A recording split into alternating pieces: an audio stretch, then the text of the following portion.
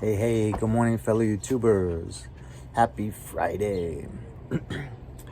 It's still morning time on this overcast Friday morning. Down where I'm living, we're definitely into this June gloom. Every day it's really overcast until between 11 and 1. But what I want to talk to you guys about is the sad shape that Harley-Davidson is in. So it was first about maybe 3 or 4 weeks ago that I first heard terrible news. And that's that the executives for Harley had to agree to a 30% pay cut. That's almost a third. Now, anyone that, makes good money knows what it would be like to lose a third. Because one thing I found, I'd get a pay raise like once every 5 years. And it would only take me about, 1 or 2 months to become used to my new pay. So I think it's very common in human nature that however much money you make, you kind of spend. Even if you're, rifling some of that off into investments. But if I had to take a 30, I've been with the same career for 26 years. And so I'm kind of at the top of the pay scale. I think there's one small pay raise left. But if I had to take a 30% pay cut, I would have to go get a second job on the weekends or the evenings on weekdays. I'm looking at a huge spider right here. Do you guys have constant spiders? It's crazy, inside and outside. I have to spend an hour every week trying to take down all the spider webs, even in my car. I mean, I'll take the spider webs off the rearview mirrors, and literally, not even a day later, they're all right back on the rearview mirrors. Anyways, that's I'm sorry, but so that's huge, and it's going to affect worker morale.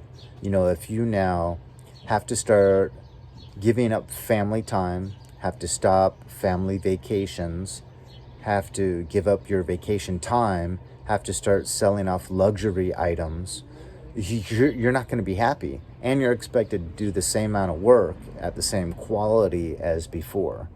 So I could see a lot of those executives going to Indian, because Indian, owned by Polaris, in the first quarter of 2020, increased its sales, I think, like a third, and Harley dropped the same amount. So Indian, man, they're going, and Harley struggling, just like they've really been struggling for like the last 20 years, it seems like, because they did have an upswing with the rubs. Everyone talks so much flack about the rubs, but without them, I don't think we'd have Harley here anymore. On the opposite end of that, you wouldn't be having 43,000 CVO models either if it wasn't for these rubs kind of being the savior for Harley, the wealthy individuals. And it's not really Harley's fault. They have to market towards the wealthy because the middle class has been shrinking for decades. And so, you used to be able to market to the middle class, and it was the vast majority of individuals. Middle class is really small now. So you have a little bit of wealthy and a bunch of poor people and a little middle class. And yet the middle class is still carrying the weight of this economy. So it's really hard to figure where our future lies with the way things are going. But, Harley is a hardcore American company, and it harkens back to the days when Harley made the best vehicles in the world, including motorcycles. Those days have been gone ever since the advent of the 70s. But it's nice to be able to kind of play pretend and have, even though they're not, their brakes are Brembo, or, they got all these different components, just like BMW these days from, all over the world. But it's nice to pretend and say, yeah, I have an American-made motorcycle, and it's a throwback to the 50s and the 60s. Even though it's not 100% true, there is some truth to that. And when you drive a Harley, it does feel like a throwback. You know, it feels solid. It's not scrimping on weight everywhere it can to make it as light as possible, to get the horsepower as high as possible. But Harley also announced that it would be stopping 3 Softail models. And the hardest one that it's hard for me to take is, I don't really care for the Breakout. That one's going by the wayside. The FXDR, you know, that's a shame because it's got a lot of it's popular with a loyal fan base. But my hardest one is the Softail Deluxe, because that, you know, comes with so much so much of that feeling of the old days. You know, you can have it stock and drive it to like a bike night, you know, and get a lot of compliments, because it really comes with a lot of bells and whistles that really give it that authentic old school look.